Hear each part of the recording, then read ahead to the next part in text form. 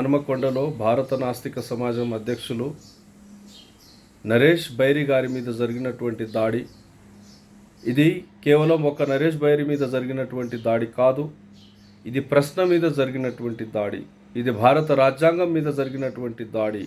ఇది భావ ప్రకటన స్వేచ్ఛ మీద జరిగినటువంటి దాడి. ఇది భారత ప్రజాస్వామ్యం మీద జరిగినటువంటి దాడి. ఈ దాడి వెనకాల ఒక రాజకీయ క్రీడ చాలా స్పష్టంగా కనబడుతుంది. గత కాలంలో కూడా రాజేష్ రేంజర్ల మరియు నరేష్ బైరి అంశాలను తెర మీదికి తీసుకొస్తున్నప్పుడు మనం చాలా స్పష్టంగా గమనించాలి.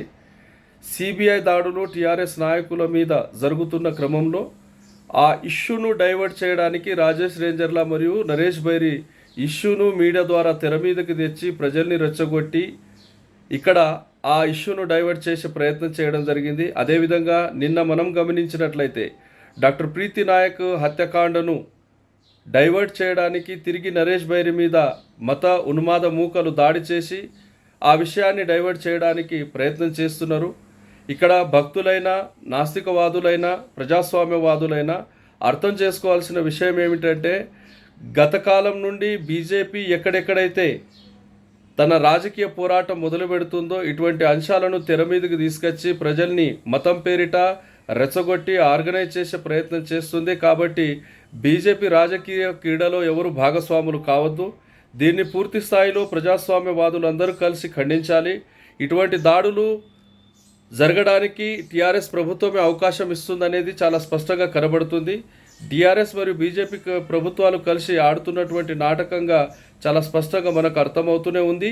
దీంట్లో మీడియా వాళ్ళ పాత్ర చాలా కీలకంగా కనబడుతుంది. ఎందుకంటే నరేష్ బైరి మీద నిన్న జరిగినటువంటి దాడిని మనం గమనించినట్లయితే ఒక పోలీస్ వాహనాన్ని ఆపి పోలీస్ వాహనంలో చొరబడి దాడి చేస్తున్నారంటే వీళ్ళ వెనకాల ఉన్నటువంటి రాజకీయ శక్తులేమిటి అనే కోణంలో మనం ఆలోచించాలి. ఇది బీజేపీ మరియు టీఆర్ఎస్ కలిసి ఆడుతున్నటువంటి రాజకీయ క్రీడ. దీన్ని పూర్తి స్థాయిలో మనం అర్థం చేసుకొని దాన్ని తిప్పికొట్టాల్సిన అవసరం ఎంతైనా ఉంది. ఒకవేళ ఇటువంటి దాడులను ఇటువంటి చర్యలను ఖండించకపోయినట్లయితే రానున్న కాలంలో బీజేపీ ద్వారా తెలంగాణ రాష్ట్రానికి పెద్ద పెనుముప్పు ఏర్పడే అవకాశం కనబడుతుంది. కాబట్టి తెలంగాణ ప్రజలారా ఒక విషయాన్ని మాత్రం అర్థం చేసుకోండి. ఇది కేవలం ఒక నరేష్ బైరి మీద జరిగినటువంటి దాడి కాదు. ఇది భావ ప్రకటన స్వేచ్ఛ మీద జరిగినటువంటి దాడి. నేను గత కాలంలో చాలా స్పష్టంగా చెప్పాను, దేవుడు అనే భావన పుట్టినప్పుడే దేవుడు లేడనే భావన పుట్టింది. నరేష్ బైరి ప్రశ్న అనేది నరేష్ బైరితో మొదలు కాలేదు, నరేష్ బైరితో అంతమయ్యేది కాదు. దేవుడు అనే భావన పుట్టినప్పుడే 1000 సంవత్సరాల క్రితమే దేవుడు లేడు అనే ఒక ప్రశ్న నిర్మాణమైంది. కాబట్టి ఇక్కడ అర్థం చేసుకోవాల్సిన విషయం ఏమిటంటే, గత కాలం నుండి హేతువాద సంఘాల్లో నాస్తిక సంఘాల్లో అనేక పర్సనాలిటీస్ పనిచేసినాయి.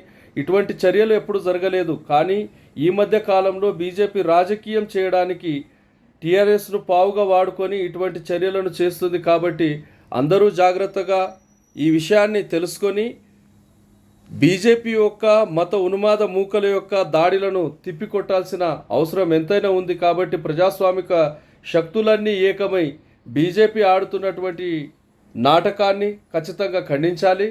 అదేవిధంగా రానున్న కాలంలో ఎలక్షన్లో బీజేపీకి తగిన గుణపాఠం చెప్పనట్లయితే మన తెలుగు రాష్ట్రాల్లో కూడా మత ఉన్మాద చర్యలు చాలా భయంకరంగా రానున్న కాలంలో జరిగే అవకాశం ఉంది. కాబట్టి ఈ బీజేపీ మూకల యొక్క దాడిని అందరూ ఖండిస్తున్నాము.